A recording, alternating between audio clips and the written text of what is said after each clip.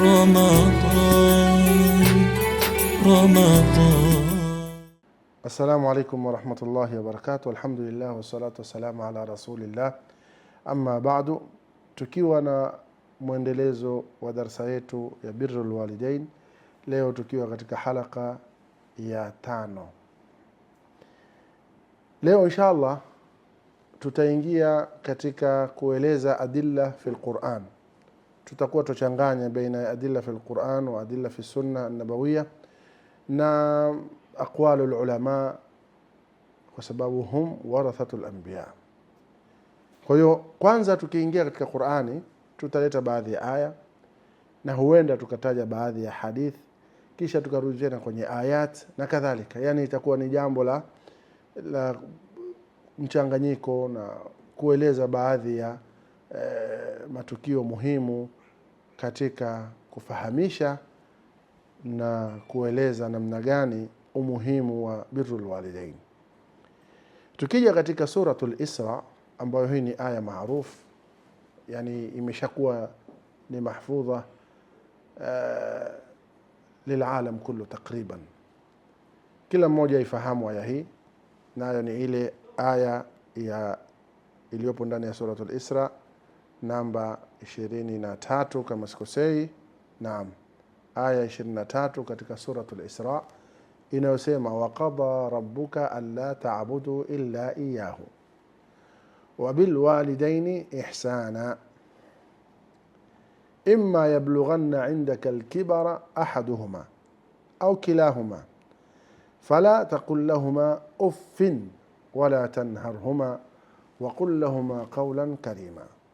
Hii ni aya ambayo kwamba imebeba amri ya moja kwa moja kuonyesha namna gani Mwenyezi Mungu Subhanahu wa Ta'ala anatusisitiza na anatuelekeza, atufahamisha vipi kuwafanyia wema wazazi wawili na hukumu yake ni nini. Hapa kuna amri ya Allah Tabaraka wa Ta'ala, lakini kuna hukumu ya kuwatii wazazi wawili, kuonyesha kwamba hukumu yake ni fardh, ambayo kwamba ni lazim kwa kila mu'min kutekeleza amri hii.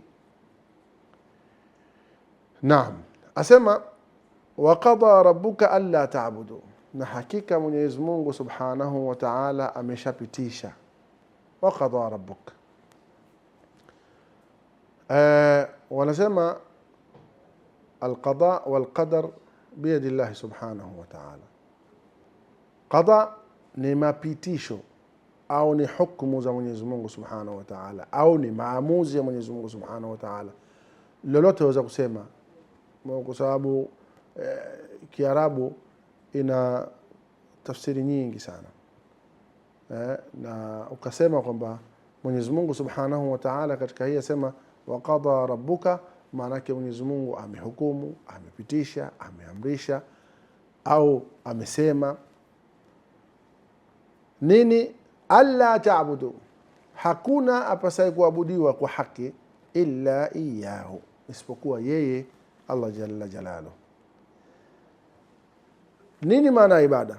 Nafikiri katika darasa za nyuma ukirudi utaona kwamba tumeeleza vizuri mpaka tukataja ile aya wama khalaqtul jinna wal insa illa liya'budun, na namna gani Mwenyezi Mungu Subhanahu wa Ta'ala ametuumba ili tuweze kumwabudu.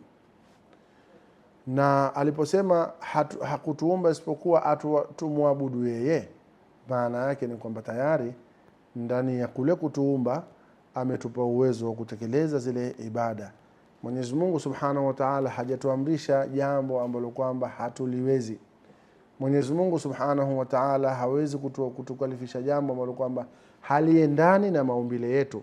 Mwili wetu hautukui jambo kama lile. Lazima kile anachotuamrisha kinachukuana na mwili na kinachukuana na fikra na akili na kila kitu katika kile alichokuumba nacho Allah Tabaraka wa Ta'ala. Na ndio maana nikatoa mfano jana nikasema katika hadithi au katika halaka zilizotangulia, nikasema kwamba mbona Mwenyezi Mungu hakutuambia tupande juu ya hewa labda, au anarqa ila samai, tuendeni kwenye mbingu? Yani kwamba tumewekewa katika jumla ya ibada lazima kila siku tuende mbingu, sababu hii ni kitu kipo kharij anil qudra, hakipo kwenye uwezo wetu. Kwa hiyo ibada zote Mwenyezi Mungu ametuwekea katika namna ya kujua na sisi tutafanyaje, tutaweza kuzitekeleza. Sasa aliposema alla ta'budu illa iyyahu, akaunganisha Mwenyezi Mungu Subhanahu wa Ta'ala, hakusema kitu kingine chochote baada ya hapo. Wabil walidaini ihsana, akataja kwamba na wazazi wawili tuwafanyie wema. Manake waqadha rabbuka, kwamba Mwenyezi Mungu amepitisha na amehukumu tuwafanyie wema wazazi wawili.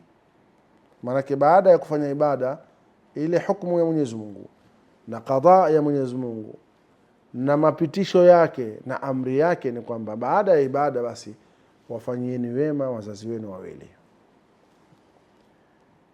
Ihsanan, ihsanan ni neno ambalo kwamba jami' shamil. Ihsan kila kitu chenye khairi, kila maarufu yoyote ambayo kwamba ya duniawia ya ukhrawia yote yetu ihsan. Kwa hiyo muwatendee wema, ndio kama tulivyoeleza katika halaka zilizotangulia ya kwamba zile adab za kuishi na wazazi, kama alivyoeleza Abu Huraira katika darasa zilizotangulia, tukasema alimuhusia yule bwana ya kwamba usitembee mbele ya mzazi wako, usikae kabla hajakaa, usinyanyuke kabla hajanyanyuka. Mmekaa kwenye majlis pia, mzee wako hajasimama umeanza kusimama wewe, haipendezi.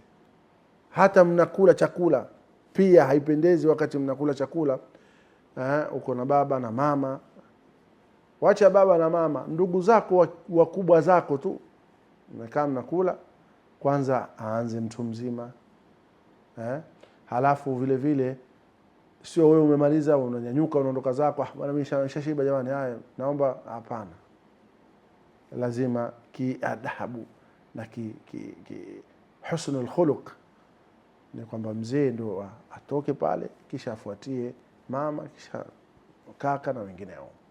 Hiyo ndio adabu. Kwa hiyo hii ihsan imekusanya mambo mengi sana ambayo kama tulivyosema tutakuja kueleza tafsilan moja baada nyingine. Asema imma yablughanna indaka alkibara ahaduhuma au kilahuma, basi iwapo Mwenyezi Mungu Subhanahu wa Ta'ala amewapa umri wazazi wako wakawa wakubwa, wakawa na umri ambao kwamba sasa hivi tena ni wakutizamwa na wakusikilizwa zaidi. Maana sio kwamba wakiwa wakubwa washakuwa watu wazima ndio eti wasikilize wanachotaka. La, toka wewe ni mdogo na wao bado wakali na nguvu zao, amri ya kuwatekelezea wema ipo kuanzia ukishapata akili yako, kuanzia ukiwa ni mumayiz. Ukishaingia tena katika kubulugh ndio lazima sasa pale ni wajibu kufanya haya ambayo kwamba unaambiwa. Sasa iwapo watakuwa wamefika umri wa utu uzimani, ahaduhuma, mmoja wao, au kilahuma, au wote wawili. Manake Mwenyezi Mungu ametanguliza ahaduhuma, manake mara nyingi hutokea mmoja akatangulia, ima wa kiume ambaye ni baba, au akatangulia mama. Sasa yule anayebaki ujue namna kwenda kuishi naye. Au Mwenyezi Mungu amekubakishia watu wawili bado uko nao na umri wao ushakuwa ni mkubwa sana,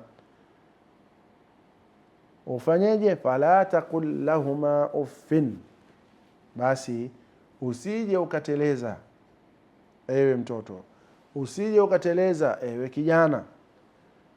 Kuteleza na nini? Na kuwajibu wazazi wako wale, ukawaambia neno ambalo kwamba litawaudhi. Pengine mama au baba amekuambia neno, ukaanza kujibizana naye, ukaanza kuzungumza kama kwamba wewe ndio kila kitu. Hapana, inatakiwa ujue na uwe na busara katika kuzungumza na wazazi wawili. Hapa Mwenyezi Mungu Subhanahu wa Ta'ala ameleta mfano mdogo. Wanazuoni wanasema uffin, na ni ile neno kusema yani hapo angalia tarkiz iwe kubwa hapa na tuwe makini katika kuelewa hili neno. Sio kwamba Mwenyezi Mungu akwambia usije ukamjibu mama yako au baba yako kwamba mimi sitaki, mimi siendi, au mbona hivi mama, au la. Neno tu ambayo kwamba ni herufi au labda ikatoka sauti. Mzazi wako labda anakuambia kanifanyia kitu fulani, ile ndio ofin.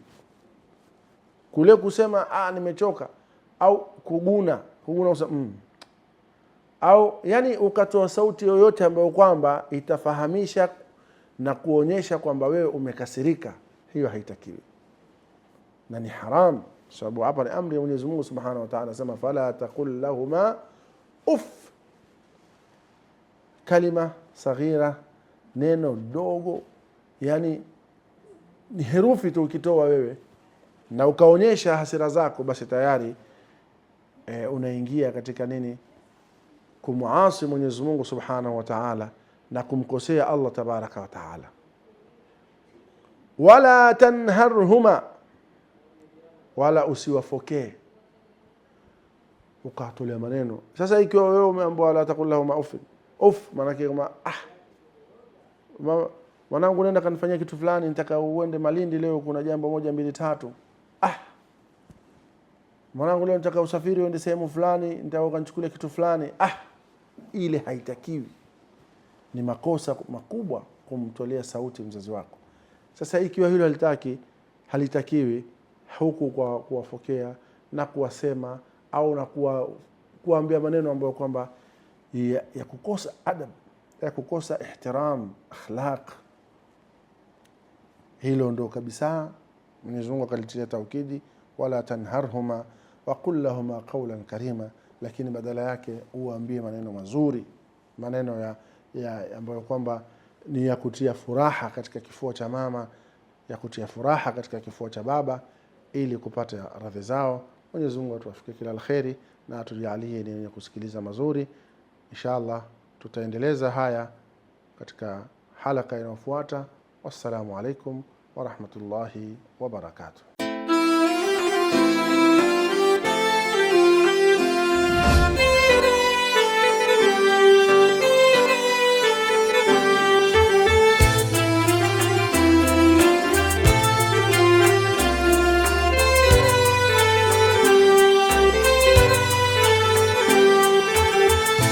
رمضان رمضان رمضان